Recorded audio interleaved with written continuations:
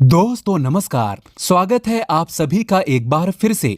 अगर आप अपनी लाइफ में कुछ नया सीखना चाहते हैं तो चैनल को सब्सक्राइब जरूर करिएगा। दोस्तों, पति के वस्त्र धोने वाली माताएं बहनें इस वीडियो को ध्यान से देखें। आज हम आपको बताएंगे कैसे स्नान करना चाहिए और कैसे वस्त्र धोना चाहिए। ये सभी जानकारी एंड तक जरूर देखें। आज हम आपको बताएंगे एक सामान्य सी जानकारी, व्यक्ति विशेष और हर व्यक्ति से जुड़ी ये जानकारी है जिसको जानने के बाद आप भी अचंभित होंगे कि अगर आप अपने जीवन में धन हानि का सामना कर रहे हैं, परिवार में कलह का सामना कर रहे हैं, तो उसका एक छोटा सा कारण है आपके नहाने की आदत। दोस्तों, इसी बारे में हम बताएंगे कि नहाने के तुरंत बाद व्यक्ति को भूल कर भी इन कामों को नहीं करना चाहिए, अन्यथा उनके घर में कंगाली बर्बादी देखने को मिलती है। और दोस्तों, चाहे कुछ भी हो जाए, भूल कर भी ऐसे स्नान कभी मत करना, नहीं तो आपका परिवार बर्बाद हो जाएगा। दोस्तों, इसका सीधा सीधा कारण होते हैं हम स्वयं कुछ ऐसी गलतियां करते हैं जिनकी वजह से हमें परेशानियां देखने को मिलती हैं। आगे बढ़ने से पहले आपसे एक विनती करते हैं कि अभी तक आपने हमारे चैनल को सब्सक्राइब नहीं किया है तो चैनल को सब्सक्राइब करके बेल आइकन जरूर दबाइएगा। दोस्तों, नहाना इंसान के लिए बहुत ही जरूरी होता है और हिंदू धर्म में जो व्यक्ति हर रोज स्नान करता है तो ऐसे व्यक्ति को पुण्य का बहुत ही बड़ा भोगी माना जाता है। नहाना व्यक्ति के लिए बहुत ही जरूरी होता है। अमूमन ये होता है कि व्यक्ति नहाने के लिए बाथरूम में पानी की बाल्टी भरता है और उसी से वो व्यक्ति स्नान करता है। ये तो बहुत ही अच्छी बात है, लेकिन कई लोग क्या करते हैं कि नहाने के बाद बाल्टी और जो नहाने की सामग्री है उसको ऐसे ही छोड़ देते हैं। दोस्तों, बाल्टी में आधा जल भरकर ऐसे ही रख देते हैं। ये बहुत ही बुरी आदत है। नहाने के बाद बाल्टी को सीधा नहीं रखना चाहिए, उसे तुरंत उल्टा करके रखें। ऐसा माना जाता है कि नहाने के बाद जो पानी छोड़ दिया जाता है उसमें अगर घर का कोई दूसरा व्यक्ति, घर का कोई भी दूसरा सदस्य अगर स्नान कर लेता है तो उससे उसकी उम्र घटती है और साथ ही साथ नकारात्मक प्रभाव पड़ते हैं। दोस्तों, हर व्यक्ति अपनी किस्मत का धनी होता है। हर व्यक्ति के पास अपनी एक सकारात्मकता होती है, अपनी एक नकारात्मकता होती है, जिसके अनुरूप अगर आपका समय बुरा चल रहा होता है और अगर आप ऐसा कार्य करते हैं तो आपके परिवार के लोगों को भी उतना ही देखना पड़ता है जितना आपको देखना पड़ता है। तो नहाने के तुरंत बाद आपको कभी भी अपनी बाल्टी में जल भरकर नहीं रखना चाहिए। दोस्तों, इससे कई नुकसान हैं। एक तो पानी की बर्बादी होती है, साथ ही साथ परिवार में कष्ट बढ़ते हैं। तो ऐसे में भूल कर भी ये कार्य तो भूल कर भी ना करें और अगर संभव हो तो आपको नहाने के लिए शॉवर का यूज करना चाहिए। इससे धरती का जल भी बचता है और साथ ही साथ आपके कार्य में पानी भी कम लगता है। दोस्तों, अगर आप ऐसा भी नहीं करते हैं तो कोई बात नहीं, पर आपको भूल कर भी नहाने का पानी नहीं छोड़ना चाहिए ताकि इससे आपको बर्बादी का सामना ना करना पड़े। दोस्तों, एक बात और है कि कई लोग क्या करते हैं कि नहाने के बाद विशेष तौर पर पुरुष अपने जो भीतर पहनने वाले कपड़े होते हैं, बनियान और अंडरवियर, कभी भी ऐसे कपड़े महिलाओं से नहीं धुलवाने चाहिए। ऐसे कपड़े जब कोई स्त्री धोती है तो पूरे परिवार को पाप लग जाता है। दोस्तों, इन वस्त्रों को अंतर वस्त्र कहा जाता है। इन्हें व्यक्ति को स्वयं ही धोना चाहिए। इसे वॉशरूम में ऐसे ही छोड़कर नहीं रखना चाहिए और विशेष तौर से इन्हें रात्रि के समय तो गीला करके भूल कर भी नहीं छोड़ना चाहिए। इससे घर में नकारात्मकता आती है और व्यक्ति विशेष के अंदर अगर नकारात्मकता प्रवेश कर जाती है तो उसके जीवन में बहुत बड़े कष्ट देखने को मिलते हैं। इसीलिए स्त्री और पुरुष को अपने अंतर वस्त्र खुद ही धोने चाहिए।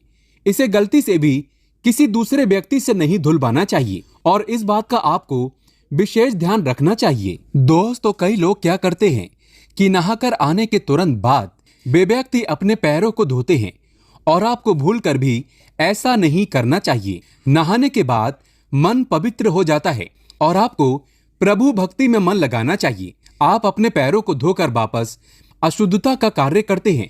पैर धोकर आप सोचते हैं मन ही मन कि आप शुद्ध हो गए हैं, लेकिन हिंदू धर्म में ऐसा वर्जित माना जाता है। हिंदू धर्म में पैरों से सर की तरफ स्नान किया जाता है। दोस्तों, व्यक्ति को नहाते समय भूल कर भी मौन रहकर नहीं नहाना चाहिए। हिंदू धर्म में ऐसी मान्यता है कि नहाते समय मंत्रों का उच्चारण किया जाता है, हरि भजन का उच्चारण किया जाता है या मन ही मन कोई गाना गुनगुनाते हैं। लेकिन जब आप नहा रहे होते हैं तो मौन रहकर नहीं नहाना चाहिए, क्योंकि इसे वैज्ञानिक दृष्टि से भी गलत माना गया है। दोस्तों, विशेष तौर से सुहागिन महिलाओं को तुरंत नहाकर आने के बाद सिंदूर नहीं लगाना चाहिए। ऐसा माना जाता है कि अगर कोई महिला ऐसा करती है तो उससे उसके पति की आयु कम हो जाती है। लेकिन हाँ, सिंदूर तो नहाने के बाद ही लगाया जाता है। लेकिन जब आप नहाकर आए तब आपको ये ध्यान रखना चाहिए कि अगर आपके बाल गीले हैं तब ऐसे में आपको बालों में सिंदूर नहीं लगाना चाहिए, क्योंकि ऐसा करने से सिंदूर का अपमान होता है और इसके साथ ही आपके ऊपर नकारात्मक प्रभाव आते हैं तथा नकारात्मक विचार आ जाते हैं। तो ऐसे में आपको इसे लगाने से बचना चाहिए। लेकिन याद रहे, जब आपके बाल सूख जाएं तब आप सिंदूर अवश्य लगा लें। दोस्तों, इसी तरह तुरंत नहाने के बाद आपको कभी भी नुकीली चीज जैसे कि नेल कटर का इस्तेमाल, शेविंग हो, ये चीजें आपको नहीं करनी चाहिए, क्योंकि ये चीजें नहाने के पहले की जाती है, बाद में नहीं। अगर नहाने के बाद आप ये चीजें करते हैं तो नहाने का पुण्य आपको प्राप्त नहीं होता है। दोस्तों, कई लोग क्या करते हैं कि नहाने के तुरंत बाद अग्नि को स्पर्श कर लेते हैं। नहाने के तुरंत बाद भूखे पेट कभी भी अग्नि को स्पर्श नहीं किया जाता। अग्नि को भोग लगाने के बाद ही अग्नि को स्पर्श किया जाता है। तो जब भी महिलाएं और पुरुष चाहे कोई भी हो, नहाने के तुरंत बाद आप चूल्हे को नहीं छुएं। दोस्तों, ग्रामीण इलाके में जो रहते हैं, गांव में जो रहते हैं, वो इस बात को बखूबी जानते हैं। तो आपको क्या करना है, कुछ भी एक दाना या आप फ्रूट भी खा सकते हैं। उसको खाकर उसके बाद आप चूल्हे को अग्निदेव को हाथ जोड़ने के बाद माता अन्नपूर्णा से प्रार्थना करने के बाद छू सकते हैं, ताकि आपके घर और परिवार के लिए सदैव वो कार्य मंगलमय हो। तो आपको नहाने के तुरंत बाद चूल्हे को नहीं छूना चाहिए। दोस्तों, कई महिलाएं क्या करती हैं कि नहाने के तुरंत बाद श्रृंगार आदि कार्य करती हैं। हिंदू शास्त्रों के अंदर इसे वर्जित माना गया है। आप कहेंगे कि श्रृंगार तो नहाने के बाद ही किया जाता है, तो आपकी बात बिल्कुल सही है। लेकिन नहाने के तुरंत बाद आपको सबसे पहले अपने बालों को सुखाना चाहिए, और अगर आपके खुले बाल हैं तो इसे आपको बांध लेना चाहिए।